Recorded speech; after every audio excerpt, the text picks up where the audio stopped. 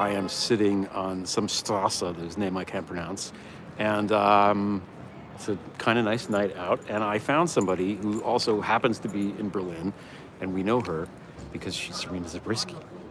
Hi, everyone. I'm Zarina Zabrisky reporting from Berlin with Greg Olear. And this is the first time that we have met in person, so it's very exciting. But not the first time we met in general, because we've been working together for close to 10 years at this point? Yeah, it's been that long. It's now. I know. Yeah, it's crazy. It's crazy. Yeah. So, just so people know what brought you? I mean, I come here every year to play with coins, but why are you in Berlin?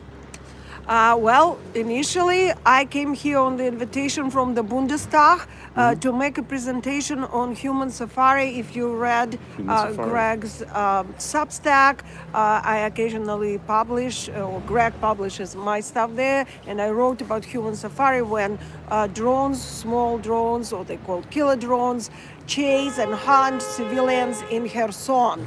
That is the city in the south of Ukraine. And it's a terrible situation. So on the behalf of me, but to the German parliament and the members of the parliament, I have been presenting before, and now I was talking about that. But as we arrived, something exceptional happened, right, Greg? Yeah, so there's the Chancellor, Scholz, whose name I can never say right.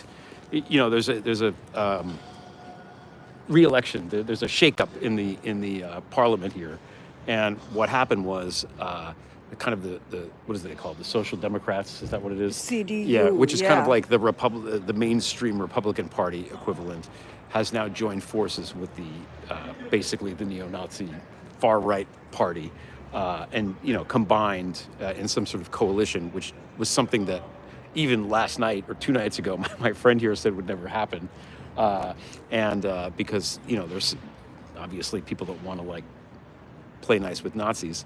Anyway, but that happened, and then there was a big protest last night, which you went to.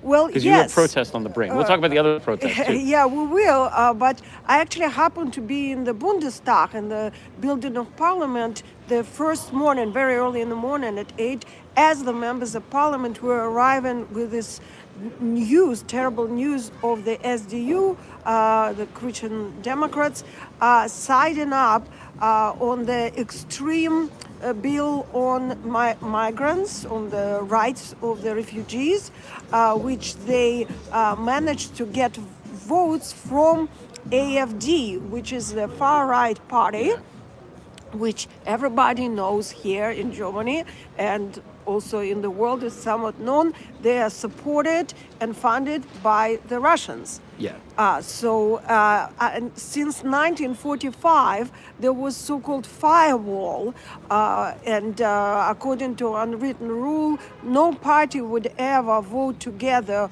or basically deal in any way, shape, or form with the far right.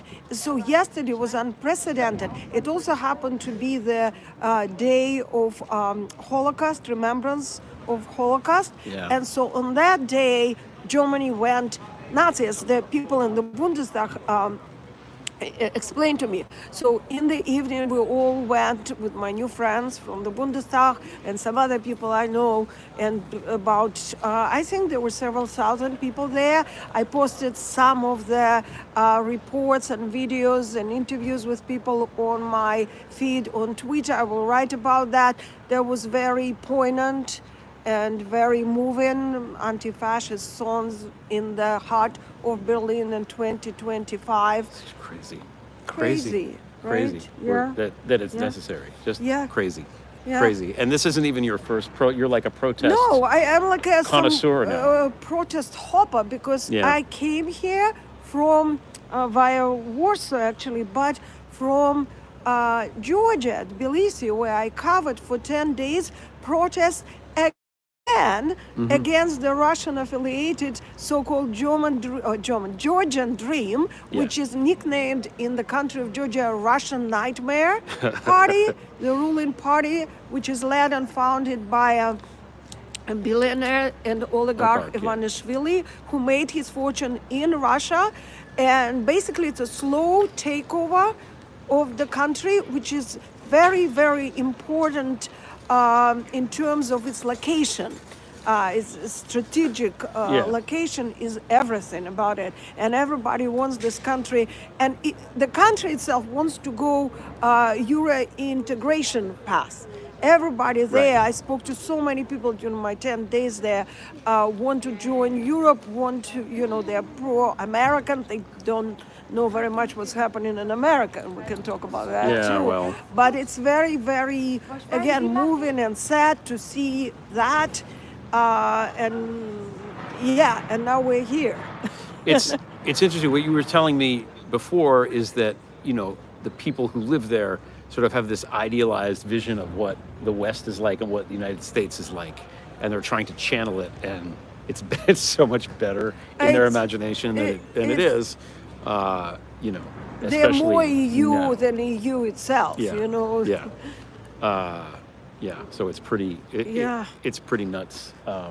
It's the whole world. We were just saying, we were trying to have a fine meal, two friends who finally met, and I dragged Greg to this Georgian restaurant and tried to eat an enormous khachapuri, which is a cheese pie. And right in the middle of the meal, what happens? Like, I hear from Odesa in Ukraine, a place downtown historical center of Odesa, UNESCO heritage, very close to my house, gets hit by a ballistic missile. There's a crater in front of the historic hotel. I had to check on all my friends if they were okay, and I am not okay right now because I'm not. Things like this, when your home is being bombed, and of course, I'm an American, but the last 3 years I've been based in the south of Ukraine, in Odesa and Kherson, and it feels like home to me now. I'm going there now to report, and it's being hit by a missile, ballistic missile. It's crazy. It's so awful, and it's just, there's nothing to say. There's nothing I can even say. There's no wisdom in it. No, it's a small cabal of very evil men ruining the planet. That's and then of course home. Of course, we were talking about America all this time. Home. I don't even know if I can go back home because of what's happening there. And I'm sorry for all you guys back home for what's happening in America. But what I wanted to say actually, that it was very emotional to see all these protests in Berlin here, and of course the protests in Tbilisi, and not very many protests in Ukraine, but there people are fighting. They're actually fighting with guns. And I wish in America, back home, we were also fighting, and maybe not necessarily with guns, but we were in the streets protesting. Where is everyone? I will say, and I've been at the show, so I've been offline a lot, but Hakeem Jeffries was at least saying the right things finally about fighting them in the streets, which of course all the MAGA interpreted as some sort of G.I. Joe operation, when really all he meant is that we should make our voices heard, which is what we should be doing.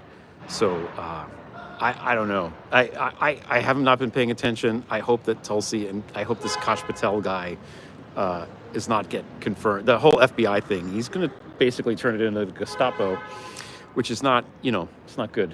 We don't want that. We were just saying to each other that we've been fighting for this 10 years, warning and fighting and investigating, and I know a lot of you guys were as well, but now we're in this place where, what do we do, right? We don't know what to do. Yeah. And I'm sure we'll find a way because, looking at history, we on the good side always do, and I want to be hopeful, even though I don't know yet. I know for my part, I will continue to report from the war zone, but I want to say that it's all one war zone now. It's hybrid warfare. Georgia, Ukraine, what's happening here in Berlin now, ahead of the elections on the 23rd of February, what will be happening all around, say, here in Europe and Romania, and what's happening back home, say, in California and Washington. It's all one big hybrid warfare. Canada, too. Don't forget Canada. Yes. I mean, everything. There's a long list. Yeah, and we need to recognize it. that's the first step, right? To acknowledge the problem. It's like a 12-step program. No, it is. Yeah. I mean, I do feel like on some level people are starting to acknowledge it. And I will say that, I come here every year and I talk to friends here from lots of different countries. And I was a little bit nervous coming now because I thought they would give me shit, And it wasn't like that at all. Everybody's sympathetic and horrified and, but mostly just like, are you okay? Like it's been a nice response, which I wasn't necessarily expecting. Well, also, it might be happening in their country. No, they know. Soon, come into your country soon. It happened to their country already. Yeah. My friend from the Czech Republic was like, no, now it reminds me of what I grew up where it was like, like that kind of thing. So, and right now we're on repeat because, the work is going on and the information warfare is going, and wherever there is election, expect to see and hear Russian trolls and the Kremlin narratives. Ugh. So sick of the Kremlin narratives. I know, but there will be a day when there will be no Kremlin narratives or relatives to this point. Both. And we'll be having good cocktails and, and we were talking about Casablanca, of course, and what is the good line from Casablanca to finish up our little... There's so many of them. Well, pick one. Pick one. Oh, welcome back to the fight. This time I know our side will win. That's it. Yeah. One of my favorites is like, I was why were you in the desert? I was looking for the water. Well, you were disinformed. Right. Right. Even that, misinformed. It's misinformation. It's a disinformation campaign. No, Casablanca is ultimately a movie about a watch lazy, Casablanca. detached American guy who wakes up and starts to fight Nazis. That's what it's about. So, among many other things. Yeah, well, that's what everybody should be doing now. Have a cocktail and fight the Nazis. That's it. I can't end it any better than that. Okay. Thanks for coming on, Zarina. Yeah, well, thank you. Okay. Yeah. Thanks for watching, everybody. Bye, guys. To the